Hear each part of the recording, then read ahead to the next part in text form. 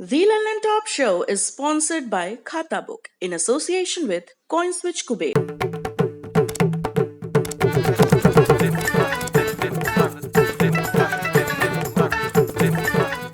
झंझट से मुक्ति, खाता बुक से दोस्ती।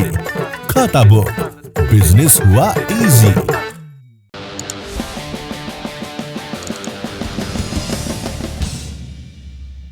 बीते दिनों से लगातार नीचे आ रहे कोरोना संक्रमण के आंकड़ों ने आज एक और राहत दी। 2 महीने बाद जाकर ये हुआ है 24 घंटे के दौरान 1 लाख से कम। केंद्रीय स्वास्थ्य मंत्रालय के मुताबिक 7 जून को नए मामले आए 86,498। ठीक हुए मरीजों की संख्या 97,907 और मौत का आंकड़ा 2,123। भाई साहब, बिटकॉइन में ट्रेड करने के लिए कम से कम कितने पैसे चाहिए?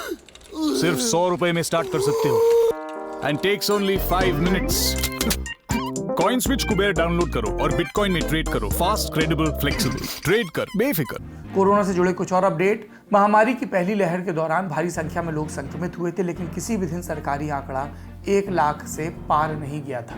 17 सितंबर 2020 को 97,894 नए मामले सामने आए थे। ये साल 2020 का सबसे बड़ा आंकड़ा था और यहां तक पहुंचने में 6.5 महीने लगे थे। सितंबर में लाख के आंकड़े को छूने जा रहे नए संक्रमण का आंकड़ा गिरते गिरते 2 फरवरी को 8,635 पर पहुंच गया था, लेकिन इस दिन के बाद से मामले फिर से बढ़ने लगे। 4 अप्रैल को पहली बार देश में 1 लाख से ज्यादा मामले आए और इसके बाद ग्राफ जैसे खड़ी चढ़ाई कर रहा हो।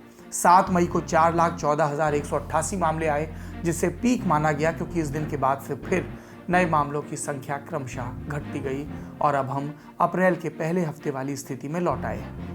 पहले से कम लोग संक्रमित हो रहे हैं, ये निर्विवाद रूप से हम सभी के लिए राहत की बात है, लेकिन सनद रहे कि वायरस इस बात की परवाह नहीं करता कि आप कौन सा माइलस्टोन चुनते हैं और जश्न मनाते हैं या राहत दिखाते हैं। जो वायरस एक दिन में 86,000 लोगों को बीमार कर सकता है, 2,000 लोगों की जान ले सकता है, उस पर विजय की घोषणा करने से परहेज करें। ब्लैक फंगस की दवाइयों की कमी अभी भी है, इसलिए ना तो सरकारें और ना ही हम और आप यानी कि जनता इन आंकड़ों से ये मतलब निकाले कि बुरा वक्त बीत गया। पुराने लोगों की सीख को बराबर गुनते रहें, जो सो गया वो खो गया। वैसे संक्रमण की बात चली है तो ये भी जान लें कि पुणे के नेशनल इंस्टीट्यूट ऑफ वायरोलॉजी ने ब्राजील और ब्रिटेन से भारत आए लोगों में कोविड-19 वायरस के एक और स्ट्रेन का पता लगाया है। इसकी पहचान B11282 के रूप में हुई है। ये वेरिएंट बीमार करने के साथ गंभीर लक्षण भी पैदा करता है। दूसरी सुर्खी कुछ लंबी है लेकिन बहुत जरूरी है। 7 जून को प्रधानमंत्री नरेंद्र मोदी ने ऐलान किया था कि अब केंद्र ही टीका खरीदेंगे और राज्यों को देंगे। आज केंद्र सरकार ने इस बाबत आधिकारिक दिशा निर्देश यानी कि गाइडलाइंस जारी कर दी, जो कि 21 जून से प्रभावी होंगी। क्या है ये गाइडलाइंस? भारत सरकार टीकों के घरेलू उत्पादन का 75% खरीदेगी। ये टीके राज्यों को निःशुल्क दिए जाएंगे, जो इन्हें लोगों तक पहुंचाएंगे। एक राज्य को कितने टीके मिलेंगे वो 3 फैक्टर्स पर डिपेंड करेगा। पहला, राज्य की आबादी, दूसरा, राज्य में बीमारी की स्थिति और तीसरा, टीकाकरण की रफ्तार। टीकों की बर्बादी हुई तो राज्यों का कोटा कम भी हो सकता है। दूसरी चीज, टीकाकरण कार्यक्रम अब भी प्राथमिकता को ध्यान में रखकर ही चलेगा। और ये प्राथमिकता किस तरह से तय की गई है?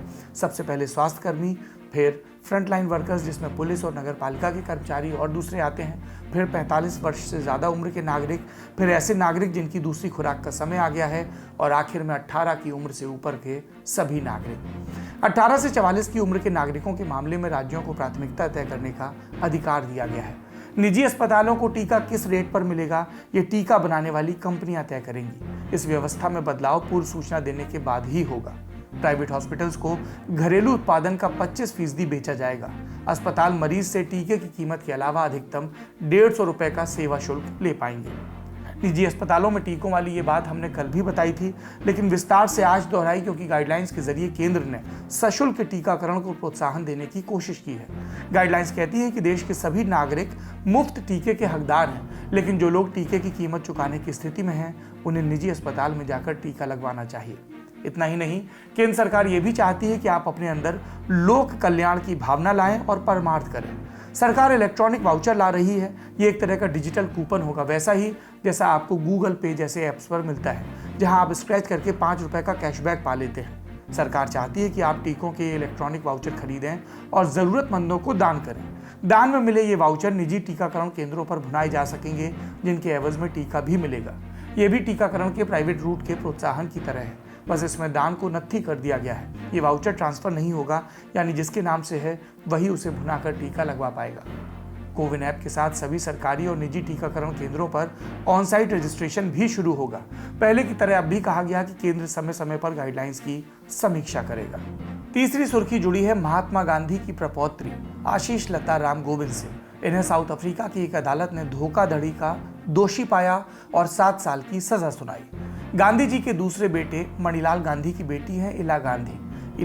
इला दुनिया भर में ख्याति प्राप्त मानवाधिकार कार्यकर्ता है। इला गांधी की बेटी हैं आशीष लता राम गोविंद। अपनी मां की तरह ही दक्षिण अफ्रीका की नागरिक हैं। उन्होंने 2015 में एसआर महाराज नाम के व्यापारी से 62 लाख रैंड यानी तकरीबन 3 करोड़ 34 लाख रुपए उधार लिए।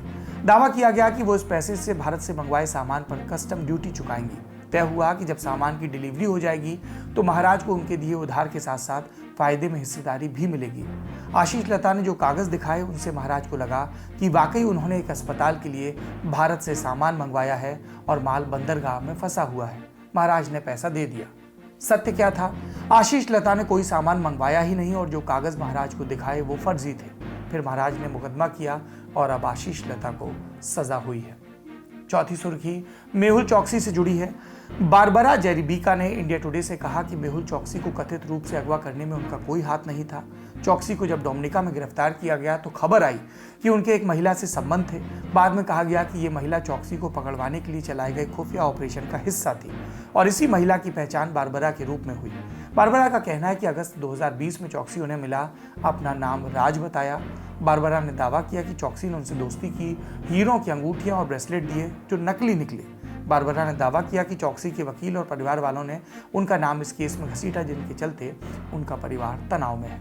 बारबरा के मुताबिक दोनों ने मई 2021 में एंटीगुआ में एक बिजनेस भी शुरू किया था। चौकसी के वकीलों का दावा है कि बारबरा के सहयोग से चौकसी को अगवा किया गया था। आखिरी सुर्खी उत्तर प्रदेश से। आगरा के पारस अस्पताल से जुड़ा एक कथित वीडियो इन दिनों वायरल हो गया है, जिसके आधार पर कहा जा रहा है कि अस्पताल ने मॉक ड्रिल के नाम पर 22 कोरोना मरीजों की जान ले ली। इस कथित वीडियो में अस्पताल संचालक डॉक्टर अरिंजय जैन कहते सुनाई देते हैं कि मरीजों की छंटनी के लिए 26 अप्रैल को सुबह 7 बजे मॉक ड्रिल की गई। ड्रिल के तौर पर कोरोना संक्रमित मरीजों की ऑक्सीजन सप्लाई को बाधित किया गया। 5 मिनट ऑक्सीजन रोकने से 22 मरीज छट गए। छटने का अर्थ मृत्यु से लगाया जा रहा है। सरकारी आंकड़ों के अनुसार इस 26 अप्रैल को पारस अस्पताल में सिर्फ 3 लोगों की मृत्यु हुई।